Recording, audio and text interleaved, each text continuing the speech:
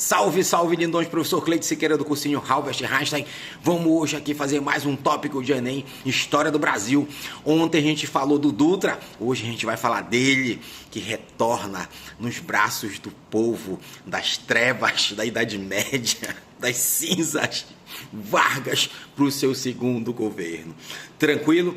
Creio, mas como é que a gente vai fazer essa parada? Igual na Castanheira, meu amigo. Vamos por parte, beleza? Creio, e como é que vai ser esse segundo governo do Vargas? Vai ser um governo, meus amigos, que eu falo que é de encostos. Encostos, mas com um encostão assim maior, chefão de todos os encostos. O DN na figura de Carlos Lacerda. Cara, desde do registro da candidatura, os caras já queriam empombar, impregnar o Vargas. Primeiro, né, lembra daquele discurso lá do Lacerda, né? O senhor Getúlio não deve concorrer. Se concorrer, não deve ser eleito. Se for eleito, não deve tomar posse. Pô, dá um golpe logo mesmo, né? Cara, mas tipo, literalmente é assim que acontece a história, né? Como é que a gente pode, né, trabalhar isso? Dois pontos, basicamente. Primeiro, eles tentaram, né, acusar o Vargas, botar na conta do Vargas, pintar a imagem do Vargas como um criminoso político. Por quê? É um criminoso político. Por quê? Porque ele desrespeitou, no mínimo, 2 constituições federais. Ele deu o golpe em 30, então ele ferrou, desrespeitou a Constituição lá da República Velha, de 1891. Lembra? Da espada. Ui, Deodoro, Floriano.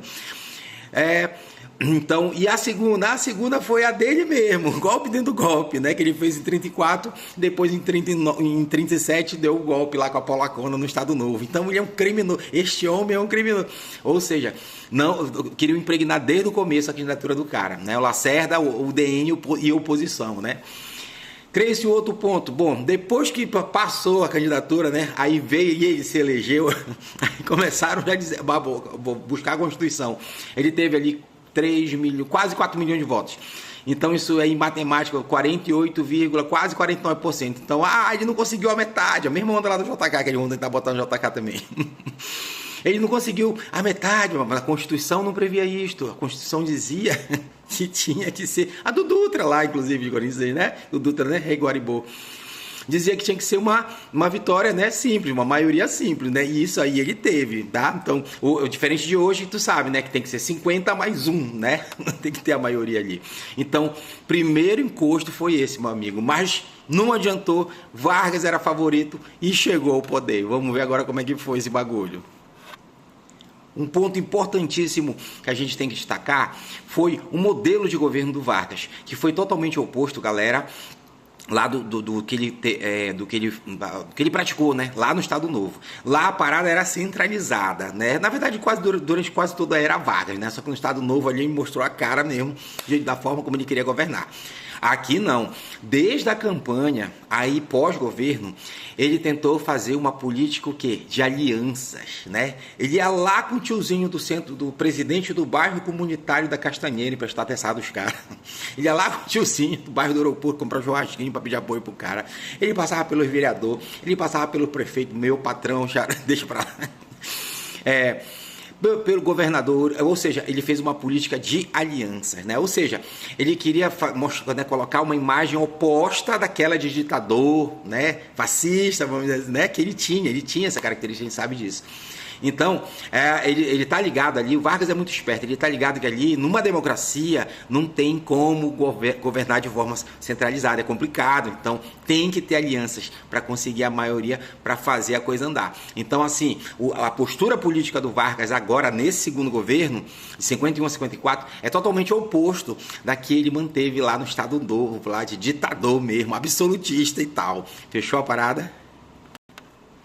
Creio, e a política econômica, como é que o Vargas vai lidar com isso? Ele tá meio recalcado, né?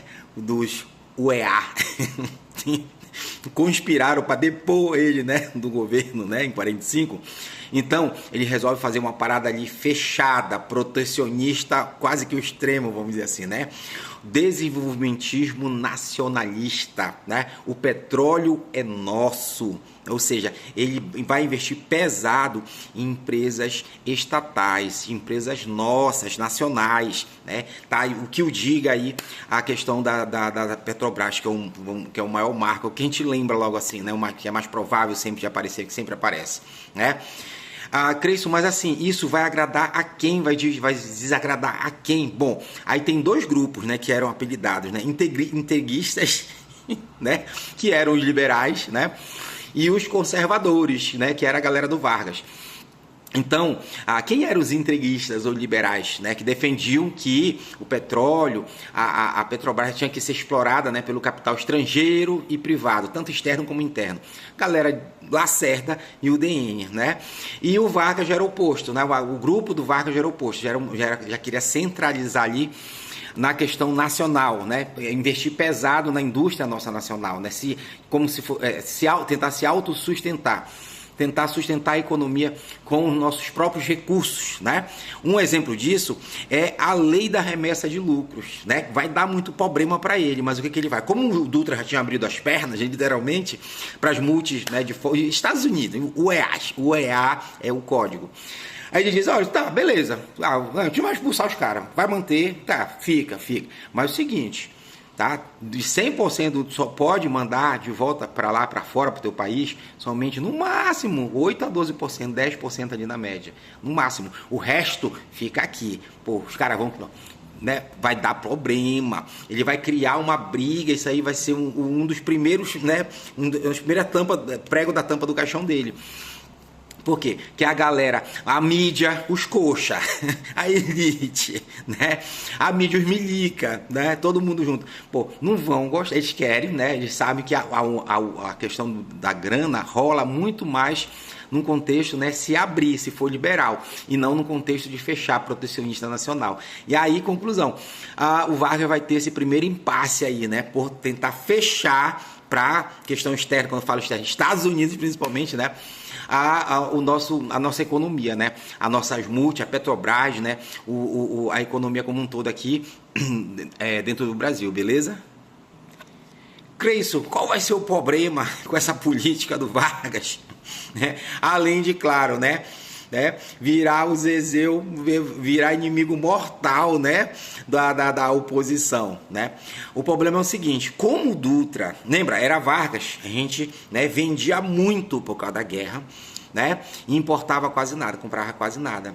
Então nossa balança ficou o quê? Favorável. Quando o Dutra veio, ele veio e desfez todo o bagulho. A gente passou a comprar um monte de bagulho que, né, não servia para nada, ou seja, comprar muito e exportar quase nada. Essa balança virou ao contrário, né? O Vargas, com esses investimentos aqui pesados, porque eu tô falando, tu tá ligado que não é, eu falei de Petrobras, mas tu tá ligado que tem BNDES, né? Que tem Banco do Nordeste, que tem o que mais? Eletrobras, que ele começa ali, tenta avançar, mas não conclui, mas, né? Ou seja, tem uma série de outras coisas aí. Com isso, com esses investimentos internos, ele vai gastar muito. E isso vai provocar o quê? Um arroxo, né, no salário do trabalhador. Né? Trabalhador desde a era Vargas, o último momento dele do salário mínimo tinha sido na era Vargas ainda. O Dutra passou pelo Dutra, não teve nada. E aí, conclusão. Para isso, ele vai ter que gastar muito, vai ter que cobrar imposto. Cobrou imposto, aumentou o imposto, o produto fica mais caro. Aí o produto fica caro, o custo de vida fica caro, fica mais alto, só que o salário tá arrochado, tá estável. Isso vai ser problema para quem? Para o trabalhador. Lá embaixo, na base, é o cara que vai sentir. Por quê? Ele vai perceber que o custo de vida está aumentando e o salário dele está estagnado. Ou seja, ele não vai conseguir, vai ficar cada vez mais difícil viver. Aí vem a inflação que dispara, com conclusão. Então, um contraponto negativo que vai afetar principalmente a classe lá embaixo, né, a classe salariada, dessa política do Vargas vai ser justamente dentro desse contexto, né? E aí vai gerar crise econômica, vai agravar mais ainda a crise econômica, além da crise política, aí vai somando, tá só juntando as coisas, que já estava desde ainda da época do registro da candidatura dele. Tranquilo? Creyson, como é que ele vai tentar resolver isso? Por quê? Trabalhador vai ficar puto, greve dos 300 mil, né? Porque, pô, Vargas era parça lá na era Vargas, mas agora ele tá pisando com a gente, né? E aí, quando Vargas começa a perceber, mestre, né, da persuasão, quando ele começa a perceber que ele tá perdendo o apoio da classe, da base dele, que é a classe trabalhadora, ele pensa numa estratégia. Ele pensa lá na castanha, meu amigo Jungle, welcome to the jungle, né? Ele não é comunista, mas ele tatuaram já na costa dele aqui, comuna.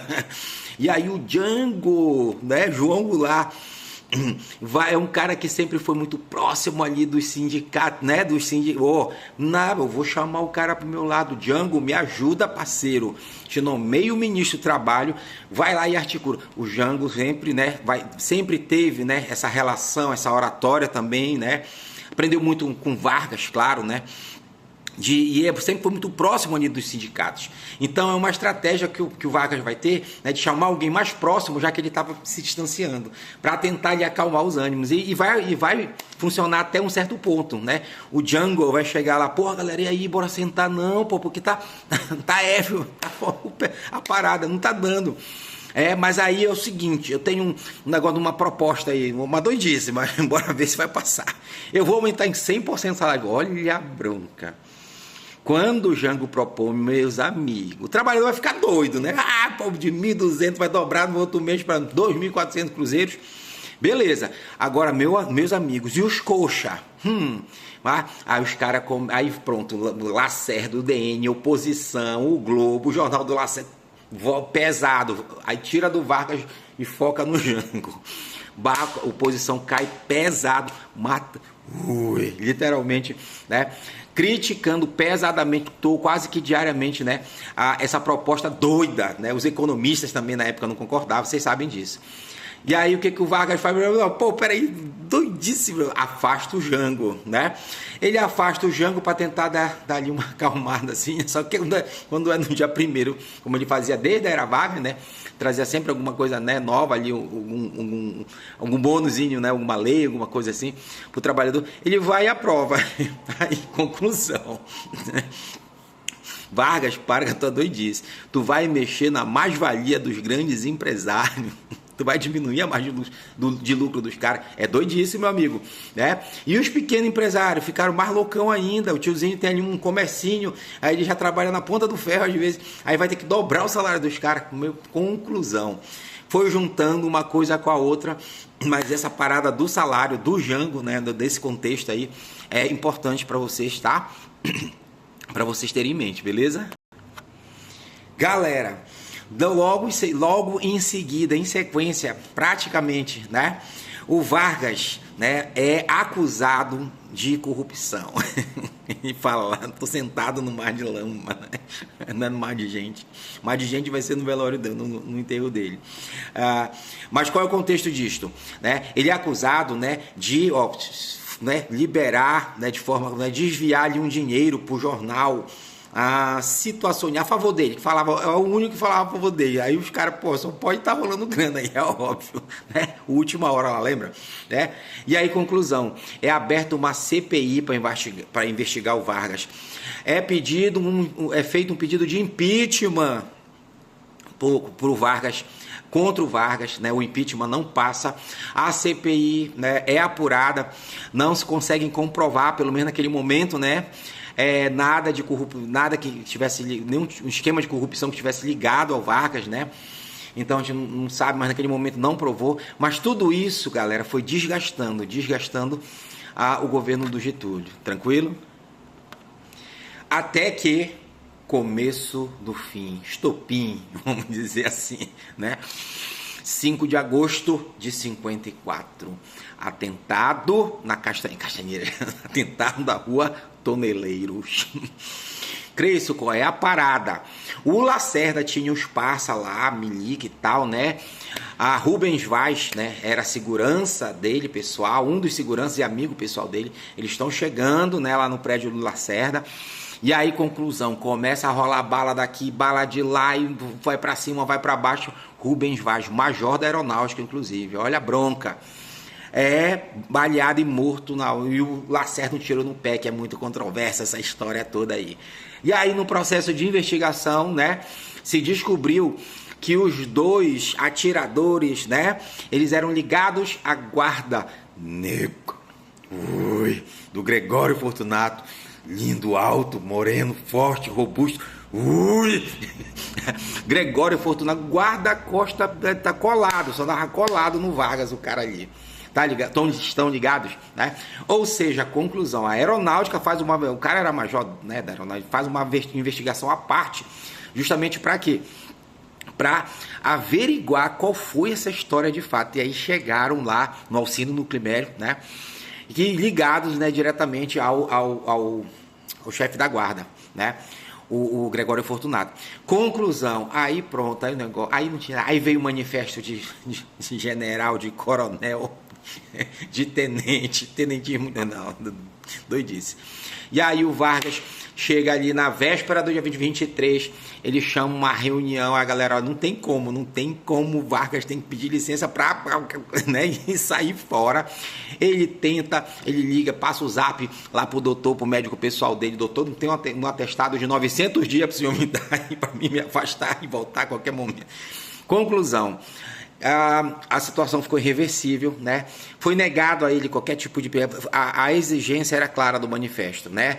Ou ele renunciava, ou a iminência de um golpe de Estado era, né? E aí ele, não, tudo bem, tá, beleza, tá, todo mundo despachou a galera, papai, quando foi, subiu pro quarto dele, surpreendeu todo mundo com um tiro no coração. Comoção nacional, povo ficou revoltado, deixa uma carta testamento, né? O cara ali até na hora da morte ele soube, né, articular aquilo em favor da política, né, favorecendo de certa forma ele, né? Galera, povão virou Zezéu, mudou todo o rumo da política brasileira. Quebraram casa do jornal do Lacerda, quebraram o Globo, o Lacerda teve que pinar, fugir do país, um monte de gente, os opositores, a maioria tiveram que se esconder para não ser linchado pela população. Foi um mar de gente, o Rapa lá, mar de gente, naquela praia de Copacabana, né, no funeral dele, no caminho para o aeroporto para depois para São Borja. Conclusão, o golpe que foi em 64, era para ser naquele ano 54, os historiadores, a maioria concordam, chegam a esse consenso, e o suicídio dele, né, adia aí, dá mais essa margem para entrar ainda JK, para entrar Jânio, e até o Jango de novo, que era o ministro aí do trabalho, perdoe disso, levar o golpe lá em 64. Conclusão, gente, isso mudou toda a história, né? Lembra da frase do Tranqueiro lá? A bala que matou o Getúlio elegeu o Juscelino, o JK, que vai entrar na parada. Só que ainda tem Café Filho, né? Ainda tem Carlos Luz, ainda tem Nereu Ramos. Essa transição aí de 54 para 55 é muita onda que vai rolar ainda e a gente vai ver na próxima aula. Beleza? Galera, é isso, tá? Próxima aula, Governo Café Filho, Carlos Luz, Nereu Ramos, golpe dentro do golpe preventivo lá do lote, 11 de setembro, não, de novembro, rapaz. Mas a gente vê na próxima aula, beleza? Espero ter ajudado. Quer saber mais? Vem com nós, Albert Einstein 100% aprovado.